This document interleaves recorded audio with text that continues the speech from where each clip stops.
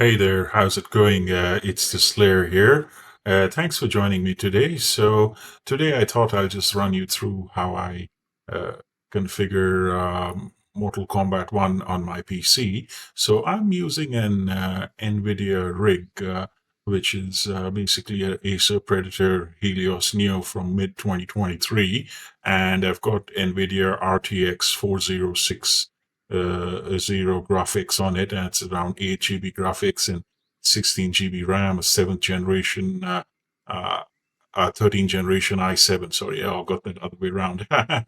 Yeah, and it kind of reminds me of that scene from Two for the Money where Matthew McConaughey is practicing his opening speech and he's like, you know what, let me just be myself. So I think I'd probably do that as well. So that's my rig. And later on in the video, I will, run you through my NVIDIA settings as well. So, right. So this is MK for the PC from Steam, and I'm one of the few keyboard players out there. So I'm going to run you through the settings, and then I'll, show you a few keyboard combos in practice mode and explain why a controller is needed. And then we see a couple of match demos. But I've over the last couple of days put up separate videos, of my online play and character guides and arcade towers. So I'll give you links to those so we don't need to spend too much time. We just do a bit of, show you a bit of matches here to show you how the settings work. So great. So now we go to the graphics setting. And yeah, and it's kind of funny when you do voiceovers later. Sometimes you look at, oh yeah, okay, so that's fine. So I've got most of these windows and borders by default, but we'd go into the custom settings. So my basic question that somebody asked me was that if you can run it on ultra or peak settings, fine. But if you're having issues running it at 60 frames per second, what are the things you genuinely need or what you can get rid of without compromising quality? So now those things like RGB effects and ray tracing, I don't have them on yet. I'll get them to them shortly. So now I've opened the advanced custom menu. So I'm currently running this game on high, though when I first got it in September 2023, my rig used to run it on ultra, and I can still run Tekken 8 on ultra. Not that I'm a Tekken fan, but I bought it just to review it. It was a contemporary game. So, but now after Chaos Reigns, I'm currently running it at high, but it still looks almost as good as ultra on my rig. And now what you see I've highlighted here, things like bloom and motion blur and ambient occlusion, although ambient occlusion is off, and reflection. Those aren't really that critical to graphics, although they claim to add a lot. And getting rid of bloom and motion blur and reflection can, really improve performance without compromising your graphics. So I've kept texture quality and shadow quality as high and anisotropic filtering at maximum 16 and particle density at very high. In your rig, you may be, perhaps using even higher or ultra settings, but these are the settings with which I get a full 60 frames per second benchmark for online play. So I've kept them for that. Though offline, I could even play it at ultra, but that's fine. So, but yeah, but I'll pretty much in this video be focusing on high because it's pretty good as well. So, but as long as you know that if you're having issues, you can still keep your preferred high or ultra texture settings as long as you're not too worried about the bloom or motion blur because honestly, in my view, they don't add much. So that's fine. And then now they have this new 60 FPS mode, which has been there for a few months, but I don't really use that. I let it default by that. But this is more, I think, of, because to save memory processing, your menus and your cutscenes are normally 30 FPS and the game is at 60. But using this, you can try and lock even the menus and those cutscenes videos to that, but I don't know whether you want to tamper with that or not. So that's something you can look into. And maybe at some other point, I'd also do an ultra video like I used to in the past. But it looks pretty good even with my rig on high, and we'll reach my rig at a later time.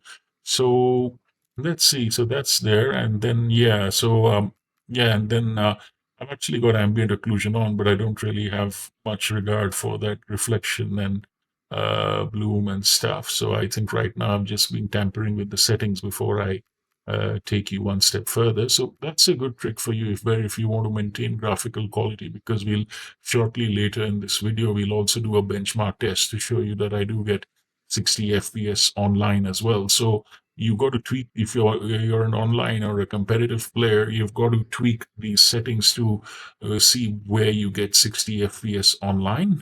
So that's pretty much it. And now we come to this, reset shaders. You know that every time you load the game, similar to Call of Duty, it, kind of resets or calculates your shaders to try and save you space by, doing them every time instead of saving them out or something. Sometimes that takes long. Let it take its time, let it load. And if the game is still slow, if you restart it immediately, the next time it sets shaders pretty quickly and the game runs quick. Because what I found with Mortal Kombat 1, unlike Mortal Kombat 11 or even the contemporary Tekken 8 from a few months ago, like those games, I could play them while leaving other stuff in the background. I'd have Steam menus, I'd have my channel open on Internet Explorer. But MK1, it could be linked to my particular gaming laptop, or it could be linked to this either a semi-defective piece of my gaming laptop. I've got maybe others with even my laptop don't have that issue. But now ever since its Chaos Reigns update, and I'm playing this after 12 months. Whenever I run MK1, I have to shut everything else, barring my antivirus and my firewall. Even a window of Microsoft Explorer, sometimes it may matter, sometimes it won't. And it takes a bit of time to load, but once it loads, it runs pretty fast. So that's one. If you are having issues in getting 60 FPS, that is another thing you can do. If you don't need to, no worries. But that's another thing you can look at. That like shutting everything else, to run it and stuff. Now, okay, I'm tampering with the graphics again before I just move on to the next um, setting. So yeah, here we were talking about like ray tracing and RGB. These are awesome effects. You can put them on to get something really nice. But and of course DLSS. I use DLSS for like upscaling and quality at a lower resolution and scaling it up, and that really helps out a bit as well in terms of you know, I guess giving you some processing speed and still have the beauty of the graphics and stuff. But that other stuff, I've got RGB and ray tracing. I haven't really switched that on because it looks pretty awesome even without it. And if you're having issues, if you're not, you might as well put those on. But if you're going to be playing online, and unless you've got a really strong network, and if you've got a stuttery network or something, like I've got like Wi-Fi, provided by the place where I'm renting, which is allegedly a 2.4 GHz connection, and you need 5 GHz to play on GeForce Now. But I still play on GeForce Now. Sometimes it stutters and it works. So it's not too bad, but it's a mid-level. It's not an advanced connection. So for that kind of a connection, these are the settings which give me 60 FPS with my rig. And I'm shortly about to run a benchmark. So that will show you so that benchmark will tell, and you have auto config as well, though I'm not a fan of that. Auto config, the last ran it 1 year ago, it just put everything at ultra, which is good, but it doesn't really help much, unless you get it online. So now we go to benchmark. Now this is awesome. Now this will show you that my current settings would get me 60 FPS online, which is pretty good. Yeah, this is the benchmark test. So yeah, so what you need to do is that if you're an online or a competitive player, you basically need to tweak your settings until you get 60 FPS in the benchmark test, because then this is how it will run for you online. But of course, if you're into solo play, you can pretty much like, play it on ultra or whatever. But if you have a more advanced rig than mine, like my rig was pretty top end when I got it a couple of years ago, but now there are more advanced ones out there. So for those kind of rigs, you could have much stronger settings than mine and still get 60 FPS in the benchmark test and play that fluidly online. So that's what you got to do. But what I've pretty much done is I've just highlighted some of the tips and tricks you can in case you're struggling as to how to ensure you get 60 FPS with relatively good graphics. Now, what I'm just going to do is, let's see, what else can I show you here? Yeah, I've spoken about auto config and other stuff. And let's see. Yep, the gameplay settings and onlines, and oh yeah, controls. So I'm one of the few 90s gamers who actually still uses the keyboards, and this MK12/1 is one game where you genuinely need a controller even on the PC. When it came out 1 year ago, I was using a HyperX advanced gaming keyboard, which wasn't too bad. It still did have poor input online, but offline it was pretty good. But this time, after the Chaos Reigns update, that keyboard doesn't work too bad online, but it does have a bit of input lag. So what I found with playing these Mortal Kombat games on the PC with a keyboard is that while the game looks prettier than console and the game runs really fast compared to console, but your keyboard input literally sucks. And like even when I play Mortal Kombat 4, but Mortal Kombat 4, I play at the ultimate difficulty and I've done a no continuous run on that, but that's fine. This video isn't about marketing that, but sorry, I just love throwing that in because that's the only MK where I've literally beaten it at the hardest difficulty. But even in that, on the PC with the keyboard, the way the combos work are a bit different than a controller. But retro MKs aren't really that competitive, so you're not that worried. But MK1 here is one where you can't really compensate for the disadvantage of using a keyboard over a controller in a more competitive setting, but it could bide you by in like the offline play in those living towers, dead towers, chaos towers, whatever those damn things are called, or like story mode or arcade, or practicing even against the AI in up to the hard mode, maybe very hard mode, you'd be better off with the controller. Those modes, you're not bad with the keyboard, or at the minimum, a gaming one. But while shooting this video, I've temporarily given my mechanical gaming keyboard and its loud keys a break, as there were some people sleeping in the other room. So I'm using my conventional office keyboard. And I'm actually going to, after a while, use that to demo a couple of matches for you. So it's not too bad on my rig, but of course, yeah, like there is a bit of a difference. So these are the standard keyboard keys, and I think it will also show you the keyboard layout. It's pretty simple. You've got front punch, front kick, back kick, block, jump, and move around the map. I'm not too worried about that. And then you've got a button to call the cameo, and you've got a button to flip stance. So you need to focus on the map controls on the top. I'm sure you're not too worried about the invasion ones at the bottom. And okay, we should have an option for controller as well. Let me see if I can show you what it says for the controller. If I say configure, it's going to be a bit slow, but yeah, where it go once. And oh yeah, that input window timing and release check, their by default settings are long and on. You'd want to leave those that way for both keyboard and controller, and until you feel like experimenting with or changing them. But these are the default settings. So when you get that, you might as well just you know um, keep them that way. Yep, let's see what.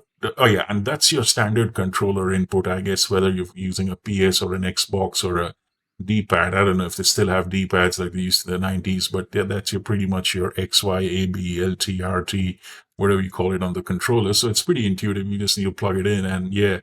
So that's there, and let's see what do we do next. Probably going to show you a practice mode, like the difference between a keyboard and a controller before I show you a footage of my online match, one of the easier ones, which shows how fast it can be at times. So it works that well 1 out of 3 times. And then I'll show you a match in hard mode against the AI, which shows the limitations of the keyboard again, though I somehow win. And then we conclude the video with a demo of my NVIDIA rig and a couple of things I do offline before I load the game. So, yep, I'm going to practice as this contemporary character. I'm playing T1000 against Omniman. And yep, I have a separate video that I did a few hours after T1000's early launch on, a walkthrough of him in different game modes. So I didn't complete all the challenges, but just did whatever I could before I had to head for work. It was early morning, and I played a few online casual matches and other things, but that wasn't my best combo with him, but that's a good video. And then I've got a couple of other online and other offline battle videos with this guy, which I'll put a link off. So see here, he moves pretty fluidly, and if you look at the background, it's pretty nice. Like, the difference between MK1, MK11, and 10 and whatnot is that while their backgrounds, even with the high-end tech, can be made almost as pretty, their character models aren't as great. And the other thing is the level of activity you see in the background makes this a bit more realistic compared to those which are static. Now, what's happening here is I saw a combo in a video of a professional tournament, and here using an ordinary office keyboard, not even the standard proper gaming keyboard that I have, I'm pretty much showing you that how much harder it is with the keyboard than the controller. So it took me a few attempts. Now let's just wait. So that's the combo I'm trying. One, two. Let's give it a bit more. Okay, just one more attempt, or one or two more, and okay, almost there. And I was pressing the wrong input for the Movado's jump. Okay, I think it's pretty much got it. But I eventually nailed that combo. But what it would basically do. Okay, now here we're on one of my quicker online matches, so it ran pretty smoothly online. This was here I was playing Lee May. It was one of my easier matches. I guess either the opponent was probably a bit newer or experimenting, or he wasn't trying, but it's this was one of the like it runs this smoothly and this as quickly as it is offline in this online mode 1 out of 3 times. So often when I play online, as you would have seen in other matches, it's a bit more stuttery and there is input lag. But elsewhere in this game, there's even a setting where you can simulate the input lag online if you're worried. But this was one of the few occasions where 1 out of 3 times where it's actually running that beautifully online. And I, for once, had the fortune of playing. I normally end up getting matched against people way above my league or whatnot, and sometimes I still pretty much win because I'm more of an MK4, not so much of an MK1 player. But here I had the fortune of getting matched to somebody who was probably at an earlier stage of learning in the game. So, yep, had a good time there. But yeah, it seemed that this person was picking up towards the end as well. And as he spends a few more days, he'd be giving more players a run for their money. So that's fine. But that's one thing you have in Tekken 8, whereby you can, you know, uh, pretty much even choose what rank. And oh, okay, here I did a brutality. That was one of a few brutalities I did online because I think I was really in a mood after losing a few close matches due to input lag. And I finally got something I could win, and I'm like, yeah, brutality. Now let's go to like a hard mode fight against the PC with the keyboard, which pretty much shows. And this is kind of funny that I was making this video and at the same time I was getting an Uber Eats delivery, and that guy was calling me. It's late night out here, so I had to remotely open the gate for him and get him to drive up. And at one stage, I actually told him, hang on a minute and shut it so that I could finish the match. And I was almost losing until I eventually, won it off with a brutality. So this is pretty interesting. So that's what I was talking about, playing between the keyboard and that compared to the combos I was testing in the practice mode. And in the practice mode, sorry, I got cut off while filming. I eventually nailed most of that pro combo, but with the controller and with the, more expertise of the pro players, that combo I was doing, it could be extended by another 5 or 6 hits, which isn't that easy on the keyboard. But that was the combo there. But now here, when I'm playing the PC in hard mode, it's actually even faster than it looks in the recording. And when you're playing against the PC on the hard mode with the keyboard, you got to be pretty much short and sharp. You're not going to get a time to do all those lengthy combos and stuff unless you really get in a position where you can punish them.